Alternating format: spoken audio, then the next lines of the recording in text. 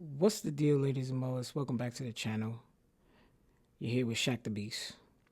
Today's episode, I think we're going to talk about, as far as blue collar, whether to go union or non union. Now, to make a long story short, it's going to be about preference, if it's obtainable, accessible, your needs and your wants. That's it. The end. Nah, I'm kidding. But it really is necessity, like what you need in your life, you got what I need, what you want to accomplish, and if you can even do that. So, your union is kind of like a gang. I hate to make that reference. It's a group. It's like not a gang in a violent way, but they don't open their doors to just anyone. It's not like you can say, "Hey, turn my name in and I'll go to work with you guys." You have to pay your dues, get on the out of work list, go to the hall, wait your turn in line because they go by a seniority system, a chronological name number system, and then you will get your number punched and then you can go to work. Now, just because you go to work don't mean you will stay working with them. There's a process on how they do things. They try to weed out the all the stuff that I kind of oppose.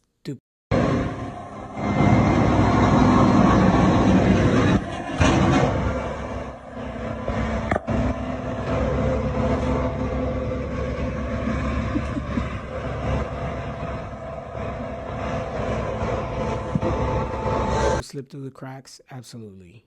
They're the wormiest of the worms in the union halls as well as contractors. But union has benefits that being a contractor doesn't have. And it's going back to what I said about preference. So if you are an individual that has a family that fancies insurance, 401k, life insurance, things of that nature, the union has, they kind of set the bar. Here in the South, they set the bar for the pay scale and things like that. With your union, your 401k, your insurance is all deducted prepay, if you will, to try to make it make sense. Let's call it a crane operator. A crane operator will make $100 an hour. I know that sounds lovely, but that's not going into your check every day or every week, excuse me. Crane operator makes $100 an hour. They will deduct the 401k. They will deduct your pension. They will deduct your insurance, health insurance for you, your family, whomever. They will deduct something else, but I'm not quite sure. I don't remember. But they will deduct all of that, and then that will bring your, with all of those deductions, I guess that's your gross, if you will, not just comparing it to it almost like taxes. After all of that comes out, then that crane operator is looking at $40 an hour, right? Because they started at 100 and then they took insurance, 401k, pension, dental, health, life, this, that, and it brings you down to $40 an hour. So all of that was deducted, you don't even see it. So it's there. It's doing its job. You're accumulating everything. Your health insurance is there and everything is there, but it doesn't affect you because you've never seen it. Out of sight, out of mind, if you will, right? And then you get your $40 an hour on your paycheck. With all of that, on the flip side to that coin, contractor, that comes out and you see that and you feel it. So if you make as a contractor $40 an hour and your insurance is $800 a month, so they're going to take out $200 every week and you're going to feel that hit. You're going to feel 100% of that hit every week. Whereas if you're a contractor, it's like you never saw it, never came out, you never even noticed it, and you're still getting your 40. Whereas if you're a contractor and you're getting 40, they're taking it from that 40. So you got your health insurance, your 401k, your life insurance, it all comes out of the 40.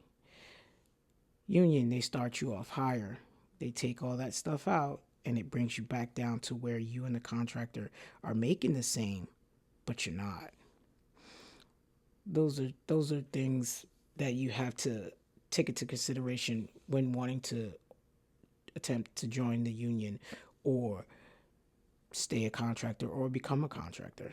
This is all just how you can, just information pretty much. Now, everything I'm saying is not 100% correct. I always encourage people to go look and do your own research. But with searching the internet, why don't you search for that like button for me? Comment down below and let me know if you are a contractor or you're in the union or you want to be at all. Share this and let's try to build this blue collar community. But I appreciate y'all, and I will try to link some of the unions if I can in the description below for our local unions for crane and rigging, iron, and such. There are unions for electricians, there are unions for pipe fitters, but I'm going to go ahead and, if I can find them, link them down below, just to give you a baseline idea, and you have to do the legwork yourself. Again, do your research because not every hall is the same, not every area, geographic, just state to state, everything is different. So you got to do your own research.